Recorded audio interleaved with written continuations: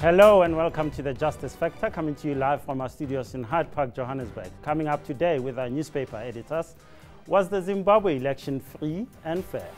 Will we ever know the truth about the South African arms deal? Plus, will the ANC win Tlokwe on Wednesday?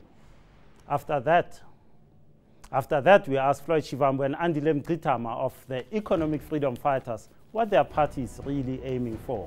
In the final segment of the show, we will, as usual, give you a winner and loser of the week. But first, I'm joined by Phillip de Wet, Associate Editor of the Mail and Guardian, and Marvin, Meintjies, Editor of the Sunday World, to discuss the big stories of the week. Guys, I have to say Zimbabwe has been big for me. What happens now? Because you have Morgan Tsvangirai saying we was robbed, Robert Mugabe saying, yeah, I'm going ahead, South Africa saying, oh, profound congratulations, plus the US saying, no, this wasn't free and fair. Is there hope for Zimbabwe? Well, there's hope for Zimbabwe. Whether or not there's hope for Tsvangirai, that's another matter. I think Tsvangirai is resembling a spent force at the moment. I think he was sucker punched not once but twice in signing the global political agreement way back when after the 2008 elections. And I think the comforts and perks of office perhaps took his mind off the fact that he was dealing with Robert Gabriel Mugabe.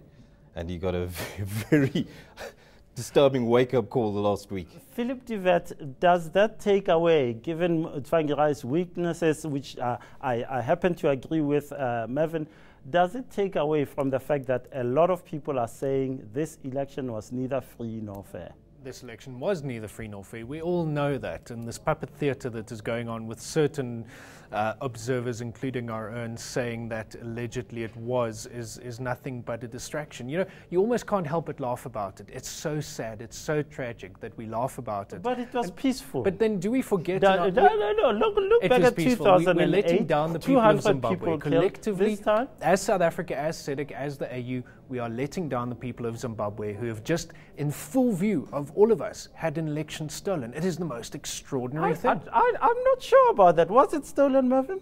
Well, I think the argument can be made that yes, it was stolen. But I think if the reports are true and the Southern African development community did advise the MDC-T to pull out of the election, they were stupid not to have done so. It's crying over spilt milk. It's over. It's done with. Well, we must all live with it now. It can be over. It can be over if they are saying this was wrong and therefore we've got to challenge it. It's the same tune they've sung though of the last three elections, and you've got to ask yourself, when do you actually stop and learn who you're dealing with? There wasn't the open violence we saw in 2008, sure, but there was a lot of manipulation of the voters' roll. Everybody, every Tom, Dick and Amonde out there knew that this was going to be almost impossible for the MDC to win. So we can't blame him there. Well, I think he perhaps should not have contested this election. I think he should have tried to stay outside of the sham of the process, and we would have had a bit more sympathy for him. Phillip de Wet, Mugabe is 89 years old. He has been in power for 33 years. What future does he have to offer Zimbabwe and the people of Zimbabwe? Apparently he will outlive us all and continue to run Zimbabwe for the rest of time. I mean, it's astonishing. We hear him, he's spirited off to the Far East for medical treatment every so often, and then he comes back younger. It's like an absolute miracle.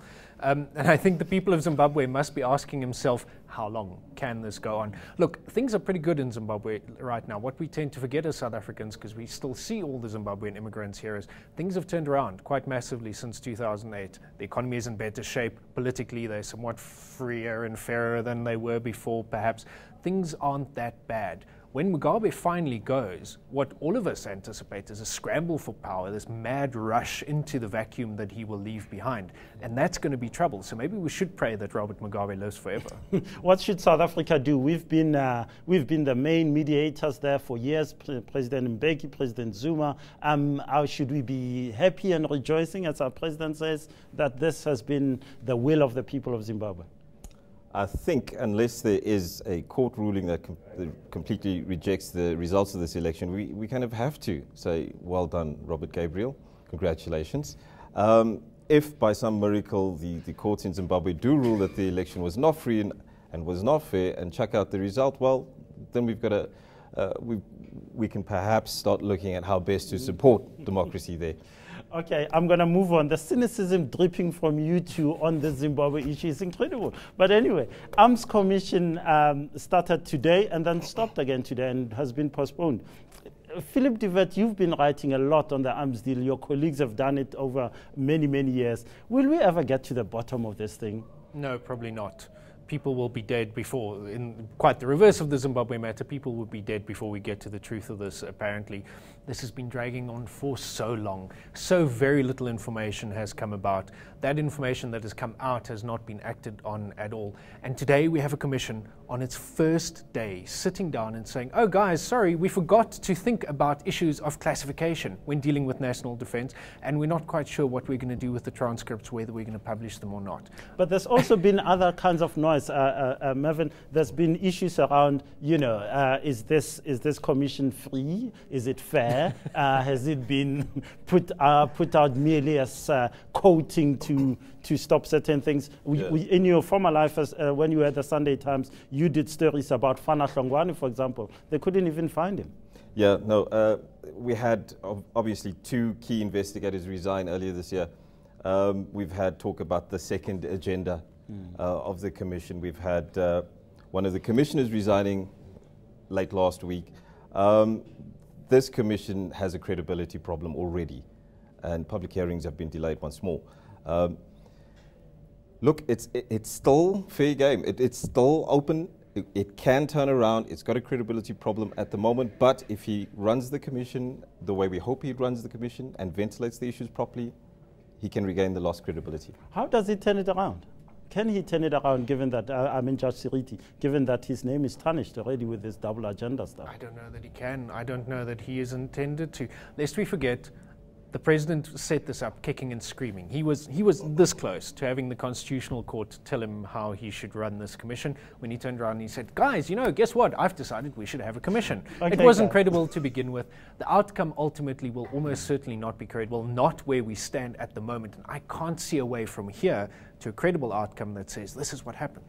We're wrapping it up now for 5 seconds each. Tell me about Tlokwe. Is the ANC really being challenged there? What is likely to happen on Wednesday? Marvin Meintjies. I think it's a fantastic combination of ANC internal factionalism and people on the ground unhappy with not being heard. There's a problem with the mayor, allegations against him. Very often these mayors continue. It's the first instance where you have ANC councillors backing the DA to oust the mayor, and I think it's a bit of factionalism and service delivery. Phillip de Wet, one last. It doesn't matter. It's Potchefstroom. It doesn't really matter. But it is a microcosm that speaks to what's happening in provinces, in lots of other and there are many ANC councillors in the rest of the country looking very closely at this. It could be important in the longer run. Phillip de Wet, Marvin Meintjies, thanks so much for your time. After the break, we ask the EFF how it intends to nationalize the mines and expropriate land.